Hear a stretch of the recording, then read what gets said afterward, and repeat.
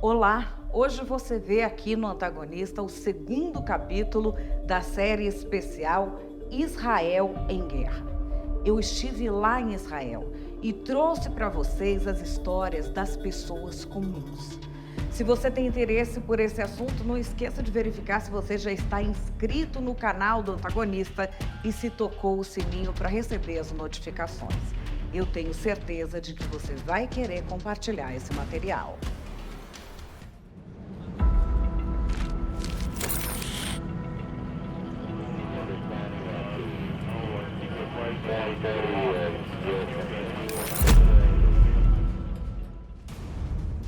Quem você espera para o jantar? Onde é que estão neste momento as pessoas que você ama? Do you know where is your son or your daughter is sleeping tonight? You can call them down now to ask them if they are okay or where are they.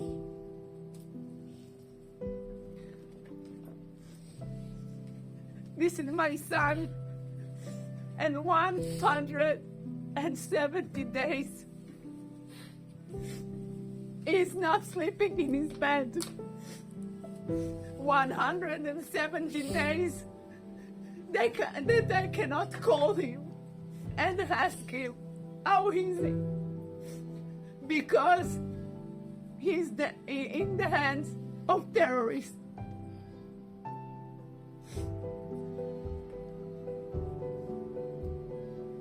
$170 that I'm worried, that I miss him so much. And the thing that I know that is in murder's hands. Try to imagine your son, your daughter, your grandmother, your baby, your brother, your sister. Try to imagine that terrorists kidnap them. Where in the world this situation is okay? 4 meses depois do sequestro pelo Hamas, ainda está posta a mesa do Shabat para os reféns. São dezenas de famílias que aguardam um desfecho, a maioria sem uma informação concreta, sem saber nem se a pessoa está viva ou não. Essa é a praça do Museu de Tel Aviv, que agora passou a ser chamada de Praça dos Reféns. A praça está cheia todos os dias. Nos finais de semana há passeatas e eventos lembrando cada uma das pessoas que ainda estão em poder do Hamas. Foi montada uma estrutura para eventos feitos pelas famílias e também por organizações da sociedade civil.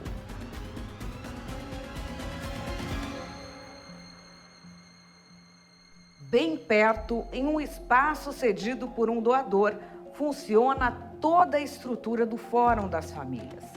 É a organização que concentra informações e ajuda, além de manter a voz dessas famílias na mídia.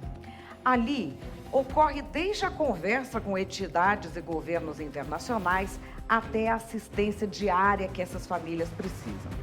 Foi lá que eu conheci a Yela Harel, sobrinha do brasileiro Michel Nizenbaum, que é refém do Hamas.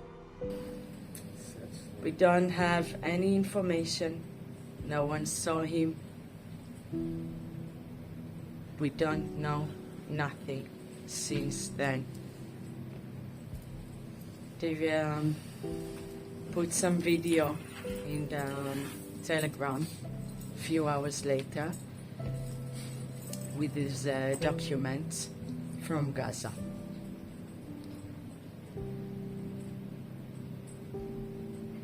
The first 2 weeks he was missing, and then we've got the information that he's in captivity.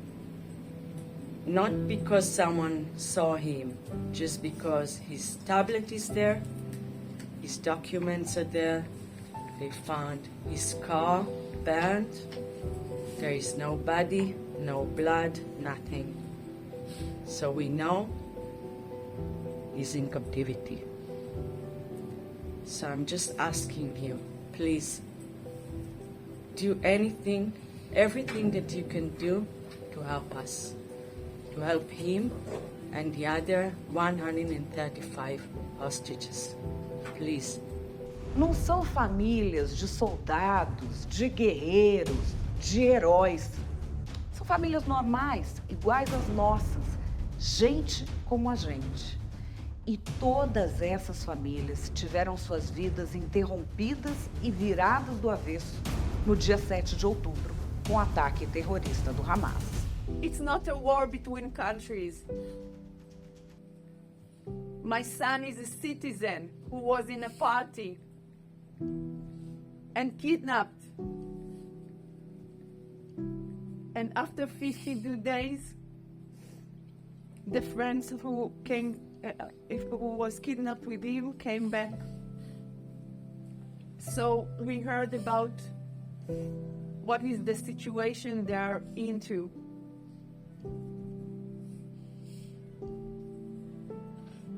Imagine that you are eating dinner with your family, your children, and in the other room you have 2 hostages that are locked in a room with no light, that they gave them 1 day a meal, small meal, not a lot of water.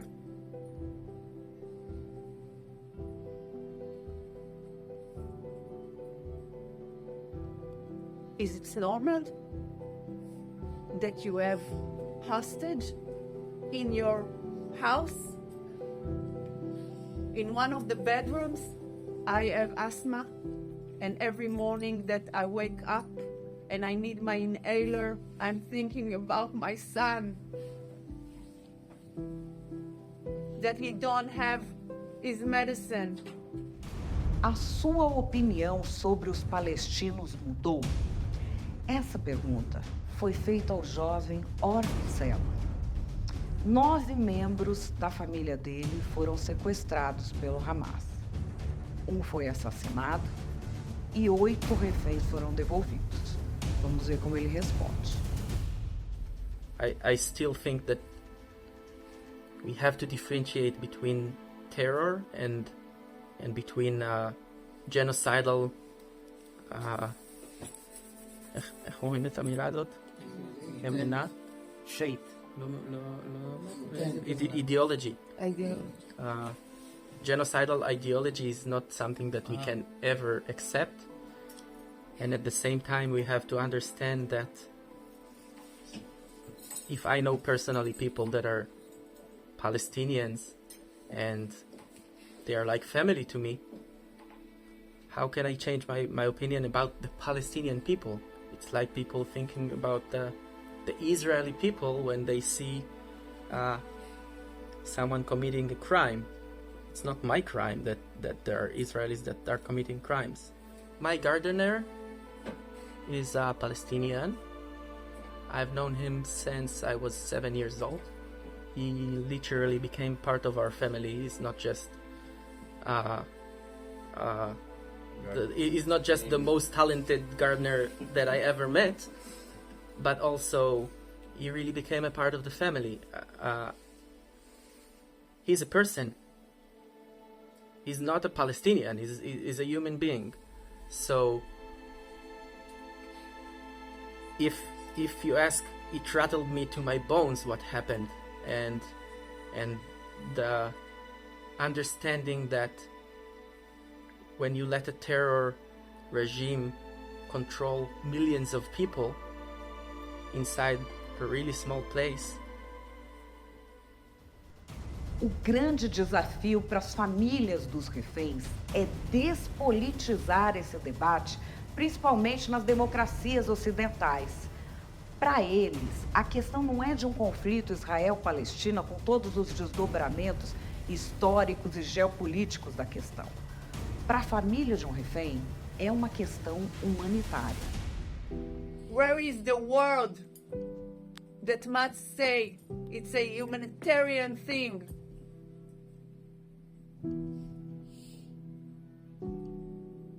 And we are in long, long nightmare. Nightmare that started in October 7 until now. It's long nightmare.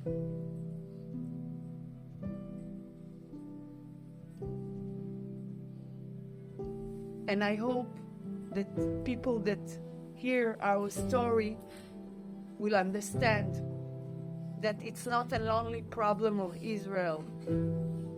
Terrorism cannot be anywhere. And if you will not say no to this situation here now in Israel, it can come to your country. We are people that want peace. We are people that want love.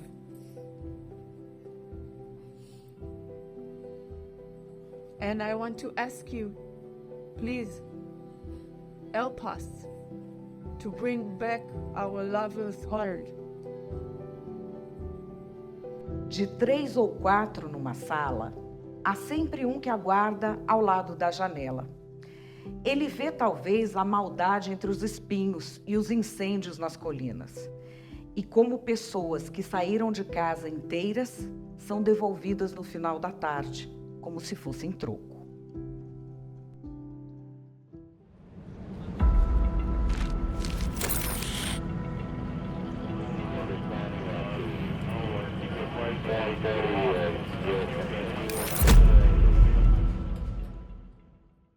A Espera dos Reféns é o segundo capítulo da série especial do antagonista Israel em Guerra. Amanhã, às 5 da tarde, você vê o terceiro capítulo, A Tortura Psicológica. Até lá!